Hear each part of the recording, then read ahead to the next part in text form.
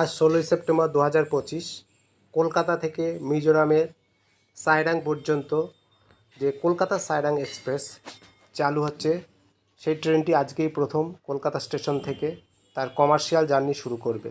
Train number 13-125 Kolkata Sairang express. ট্রেনটি কলকাতা থেকে প্রতি সপ্তাহের মঙ্গল, বুধ এবং শনিবার ছাড়বে এবং সাইরাং স্টেশন থেকে 13-126 ট্রেন নাম্বারটি সোম, বৃহস্পতি এবং শুক্রবার কলকাতার উদ্দেশ্যে রওনা হবে। ট্রেনটি কলকাতা থেকে ছাড়ার সময় দুপুর 12টা 25, কৃষ্ণনগরে 2:38, বহরমপুর কোর্ট 3:38, মুর্শিদাবাদ জংশন 3:50 এবং মালদা টাউনে সন্ধ্যা 6:25।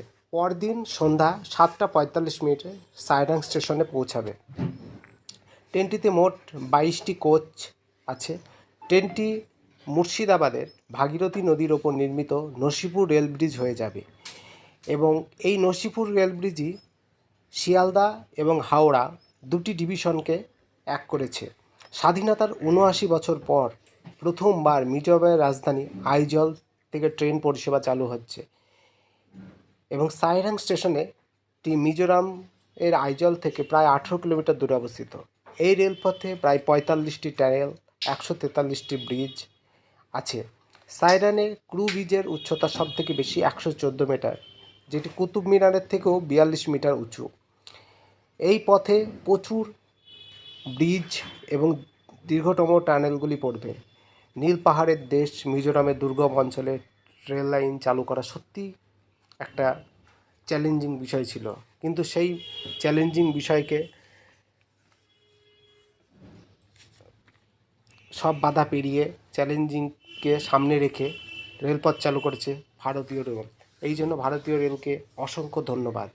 এই ট্রেনটি চালু হওয়াতে কলকাতা থেকে যারা উত্তর পূর্ব ভারতে বেড়াতে যেতে চান তারা খুব সহজেই পৌঁছে যেতে পারবেন নসিপুর রেল ব্রিজ হয়ে, যেটি হাওড়া ডিভিশন এবং শিয়ালদা ডিভিশনকে এক করেছে। আজ 16 সেপ্টেম্বর 2025 তার প্রথম কমার্শিয়াল জার্নি শুরু করবে এই ট্রেনটি দুপুর কলকাতা স্টেশন থেকে দুপুর 12টা 25।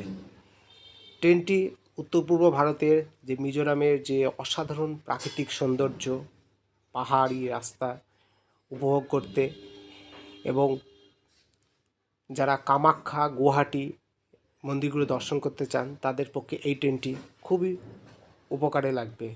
যাই হোক, এই ট্রেনটি আপনার কি কেমন লাগলো অবশ্যই জানাবেন। ধন্যবাদ।